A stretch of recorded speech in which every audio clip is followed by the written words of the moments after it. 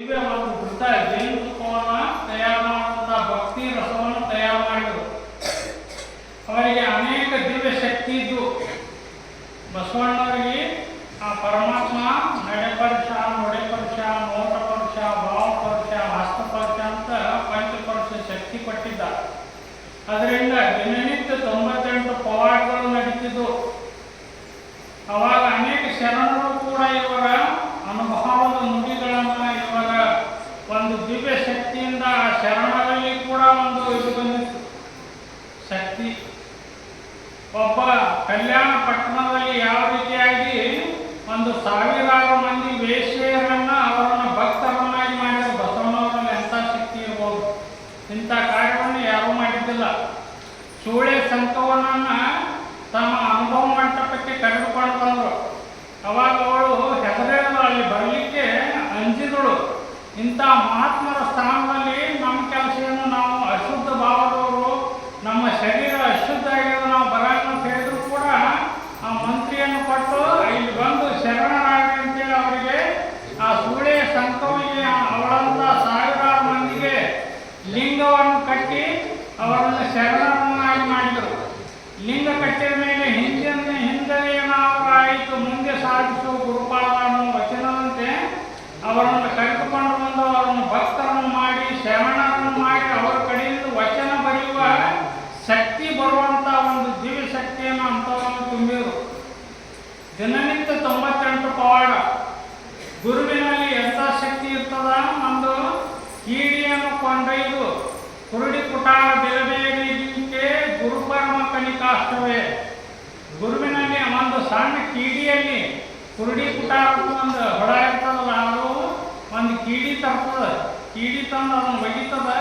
ಅದು ತನ್ನ ಕಡೆ 3 ಸಾರಿ ಬಂದ್ರೆ ಅದನ್ನು ಒಯ್ದು ತನ್ನ ಗೂಡಿನಾಗಿಟ್ಟು ಅದರ ದೃಷ್ಟಿ ಇದ್ರ ದೃಷ್ಟಿ ಏಕಾಯ್ತಂದ್ರೆ ಆ ಕುರುಡಿ ಕುಟಾರಿಗೆ ಕೀಡಿನೂ ಕೂಡ ಅದರ ರೂಪ ಆಗ್ತದ. ಅಂಥ ಶಕ್ತಿ ಒಂದು ಹುಳುವಿನಲ್ಲಿ ಅದ. ಇಂಥ ಪರಮ ಶಕ್ತಿಗಳಂಥ ಪರಮ ಗುರುವಿನಲ್ಲಿ ಇಲ್ಲೇನು ಅಂತೇಳಿ ವಚನಕಾರರು ಬರೆಯುವಂಥವ್ರು. ಅಲ್ಲಿ ಅನೇಕ ಶಕ್ತಿ ಮಹಾತ್ಮರಲ್ಲಿ ಅಂತ ಒಂದು 98 ಪವಾಡಗಳು. ಸತ್ ಜೀವನ ಬದುಕಿಸುವಂಥ ಶಕ್ತಿನೂ ಕೂಡ ಆಗಿನ ಕಾಲಕ್ಕಿತ್ತು. ಶಿವಯೋಗಿಗಳಿಗೆ, ಶರಣರಿಗೆ ಅಂತ ಮಹಾತ್ಮ ಶಕ್ತಿ ಇತ್ತು. ಆ ಯೋಗ ಸೂತ್ರದಲ್ಲಿ ಕೂಡ ಹೇಳ್ತಾರೆ, ಮನುಷ್ಯನಲ್ಲಿ ದಶವಾಯುಗಳಿರ್ತಾವ, 10 ವಾಯುಗಳು ಹರಿದಿರ್ತಿರ್ತಾವ ಒಳಗೆ. ಅದರಲ್ಲಿ ಧನಂಜಯ ಅನ್ನತಕ್ಕಂಥ ವಾಯು ಇರ್ತದ. ಎಲ್ಲ ವಾಯುಗಳು ಹೋಗಿ ಅವನ ಜೀವ ಹೋದ ಮೇಲೂ ಕೂಡ ಅದು 10 ದಿವಸ ಅವನ ಶರೀರದಲ್ಲೇ ಇರ್ತದೆ. ಅವಾಗ ಯಾರಾದರೂ ಅವ ಅತ್ಯಂತ ಸದೃಢನಾಗಿರ್ಬೇಕು, ಯಾವುದೇ ರೋಗ ಇರಬಾರ್ದು, ಸುವ್ಯವಸ್ಥಿತವಾದ ಶರೀರ ಇರ್ತಂದ್ರೆ ಅವನಲ್ಲಿ ದಶವಾಯು 10 ದಿನ ಇರ್ತದೆ. ಅವಾಗ ಯಾರಾದ್ರೂ ಶಿವಯೋಗಗಳು ಮಹಾತ್ಮರು ಬಂದು ಅವನಿಗೆ ಆಶೀರ್ವಾದ ಮಾಡಿದ್ರಂದ್ರೆ ಅವನ ಪ್ರಾಣ ಪ್ರತಿಷ್ಠೆ ಆಗ್ತದೆ. ಅಂಥ ಶಕ್ತಿ ಶಿವಯೋಗಿಗಳಲ್ಲಿ ಶರಣರಲ್ಲಿ ಇರುವಂಥದ್ದಾಗ್ಯದ. ಆವಾಗ ಕಲ್ಯಾಣದಲ್ಲಿ ಒಂದು ಪ್ರಸಂಗ ನಡೀತದೆ.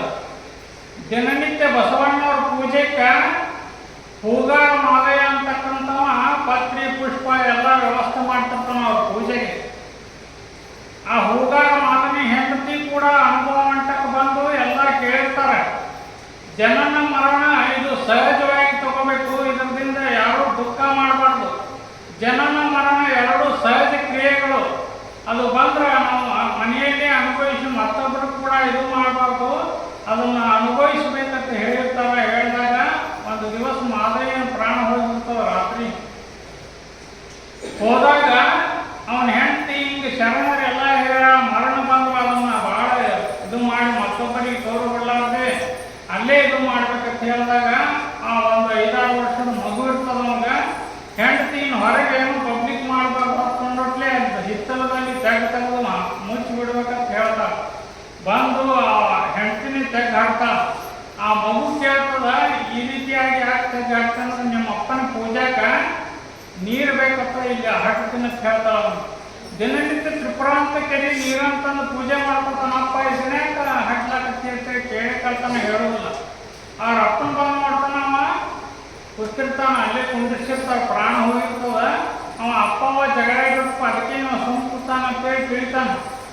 ತಿಳಿದು ಮುಂದೆ ಬರ್ತಾನ. ಬಂದು ಓಣಿಯಲ್ಲಿ ಬಂದಾಗ ಅಲ್ಲಿ ಸಕಲೇಶ್ ಮಾದರ್ಶಿರ್ತಾನ.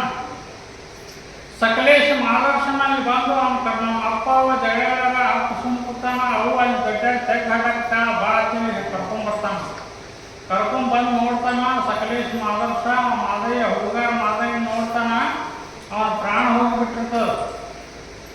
ಪ್ರಾಣ ಹೋದಾಗ ಏನು ಮಾಡಬೇಕು? ದಿನನಿತ್ಯ ಶರಣರಿಗೆ ಒಂದು ಪತ್ರಿ ಪುಷ್ಪ ಎಲ್ಲ ವ್ಯವಸ್ಥೆ ಮಾಡುವಂಥವ.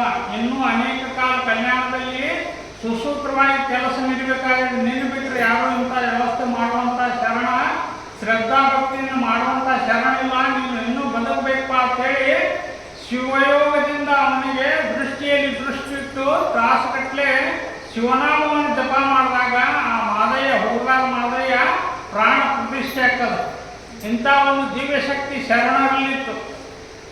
ಅಂಥ ಶಕ್ತಿ ಅನೇಕ ಶರಣರು ಇಂಥ ಪವಾಡಗಳನ್ನು ಮಾಡ್ಯಾರ. ಎಲ್ಲ ಶರಣರು ಶಿವಯೋಗಿಗಳು ಸತ್ಪುರುಷರು ಇಂಥ ಅನೇಕ ಪವಾಡಗಳನ್ನು ಮಾಡ್ಯಾರ ಜಗತ್ತಿನಲ್ಲಿ. ಆವಾಗಿನ ಕಾಲಕ್ಕೆ ಸತ್ಯ ಶರಣರು ಮತ್ತು ಶಿವಯೋಗಿಗಳು ಬಹಳ ಇದ್ದರು, ಅವು ನಡೀತಿದ್ದು. ಈಗ ಅದರ ಸಂಖ್ಯೆ ಕಡಿಮೆ ಇರೋದು, ಯಾವುವು ಹೆಚ್ಚಾಗಿ ನಡೆಯುವುದಿಲ್ಲ. ಒಮ್ಮೆ ಕಲಬುರಗಿ ಶರಣ ಬಸವೇಶ್ವರ ಮಠದಲ್ಲಿ ಇಂಥ ಒಂದು ಪವಾಡ ನಡೀತು. ಶರಣ ಬಸವೇಶ್ವರ ಒಳಗ ತಮ್ಮ ಮಠದಲ್ಲಿ ದಾಸೋಹ ಕಾರ್ಯವನ್ನು ನಡೆಸ್ತಾ ಇದ್ರು. ಅಲ್ಲಿ ಒಂದು ಅವ್ರ ಮಠದ ಮುಂದೆ ಹೆಣ ಅಂಟಿತ್ತು. ಒಂದು 20-25 ವರ್ಷದ ಯುವಕ, ಅದೇ ಲಗ್ನ ಆಗಿ ಒಂದು 5-6 ತಿಂಗಳಾಗಿತ್ತು. ಅಂತ ಒಬ್ಬ ಮೃತಪಟ್ಟಿದ್ದ. ಅವನನ್ನು ತಗೊಂಡು ಶವವನ್ನು ತಗೊಂಡು ಆ ಮಠದ ಮುಂದೆ ಹಾಯಿ ಮಾಡ್ತಿದ್ರು. ಅವನ ಹೆಂಡತಿಯನ್ನ ಇಬ್ಬರು ರಟ್ಟಿ ಹಿಡ್ಕೊಂಡು ಅವನ ಹೆಂಡತಿಯನ್ನು ಕರ್ಕೊಂಡು ಹೊಂಟಿದ್ರು. ಆ ಶವದಿಂದ ಮುಂದೆ ಹೆಣ ಹೊಂಟಿತ್ತು, ಹಿಂದೆ ಅವನ ಹೆಂಡತಿನ ರಟ್ಟಾಕೈ ಹಾಕಿ ತಗೊಂಡು ಹೊಂಟಿದ್ರು. ಆ ಶವ ಮುಂದಕ್ಕೆ ಹೋಯ್ತು. ಒಂದು ಸ್ವಲ್ಪ ಅವನ ಹೆಂಡತಿ ಮಠದ ಮುಂದೆ ಅಲ್ಲೇ ಬಂದಿದ್ದು. ಅವಾಗ ಶಿವಯೋಗಿಗಳು ಹೊರಗೆ ಬಂದರು. ಆ ಶರಣ ಬಸಪ್ಪನವರು ಹೊರಗೆ ಬಂದರು. ಬಂದು ಏನಾಗ್ಯದ ಅಂತಂದ್ರು. ಅವಾಗ ಅಂಥ ದುಃಖಿದ್ರು ಕೂಡ ಅವನ ಹೆಂಡತಿ ಆ ಒಂದು ಶರಣ ಬಸಪ್ಪನವ್ರ ಮೇಲೆ ದೃಷ್ಟಿ ಹೋಗಿ ಅವ್ರ ಪಾದಕ್ಕೆ ಬಿದ್ದುಬಿಟ್ಲು. ಅವ್ರ ಪಾದಕ್ಕೆ ಬಿದ್ದಾಗ ಏನಾಯ್ತು? ಅವ್ರು ಏನು ಆಶೀರ್ವಾದ ಮಾಡಿದ್ರು? ನೀನು ಮುತ್ತೈದೆಯಾಗಿ 4 ಮಕ್ಕಳನ್ನ ಹಡಿ ಅಂತ ಆಶೀರ್ವಾದ ಮಾಡಿಬಿಟ್ರು. ಅವಾಗ ನಿಂತು ಸುತ್ತೆಲ್ಲ 5 ಮಂದಿ ಏನಂದ್ರು, ಇಲ್ರಿ ಅವ್ರ ಗಂಡ ತೀರ್ಕೊಂಡ, ನಾವು ಮುಂದೆ ಶವ ತಗೊಂಡ್ಬಂಟಾರ, ನೀವೇ ಹಿಂಗೆ ಆಶೀರ್ವಾದ ಮಾಡಿದ್ರಲ್ಲ ಹೆಂಗಂತ ಎಲ್ಲರೂ ಕೇಳಿದ್ರು. ಹಿಂಗಾಯ್ತಾ? ನಮ್ಮ ಬಾಯಿಗೆ ಬಂದ್ಬಿಟ್ಟಪ್ಪ, ಏನು ಮಾಡಲಿ? ಆ ತೊಂಬರಿ ಹೆಣ ಕರೆ ಬಾಳೆ ತೊಂಬರಿ ಹೇಳಿದ್ರು.